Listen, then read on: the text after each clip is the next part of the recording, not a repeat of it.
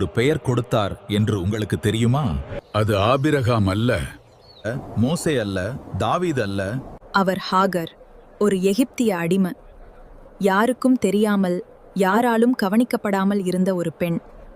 தன் எஜமானியின் மாற்றுத் தாயாக பயன்படுத்தப்பட்டு பின்னர் தேவையில்லை என்று தள்ளப்பட்ட வாழ்க்கையை நினைத்து பாருங்கள்.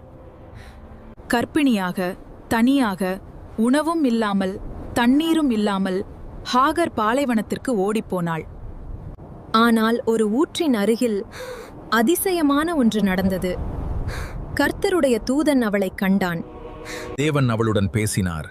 அவளுடைய மகன் இஸ்மாயேல் ஒரு பெரிய ஜனமாக மாறுவான் என்று வாக்குத்தத்தம் அளித்தார். அவள் அதிசயித்து தேவனுக்கு ஒரு பெயர் கொடுத்தாள். எல் ரோயி, அதாவது என்னை காணும் தேவன். பல ஆண்டுகளுக்கு பிறகு சாரா அவளையும் இஸ்மாயேலையும் பாலைவனத்திற்கு அனுப்பிவிட்டார். தன் மகன் இறப்பதை பார்க்க முடியாமல் ஹாகர் தூரத்தில் உட்கார்ந்து அழுதாள். ஆனால் தேவன் அவளுடைய கண்களை திறந்து ஒரு கிணற்றை காட்டினார். அது அவர்களின் உயிரை காப்பாற்றியது. இன்றைக்கு நமக்கு ஒரு வலிமையான பாடம். சந்தேகமே இல்ல, நீங்கள் மறைந்து போய் விட்டீர்கள் என்று நினைத்தாலும் தேவன் உங்களை பார்க்கிறார்.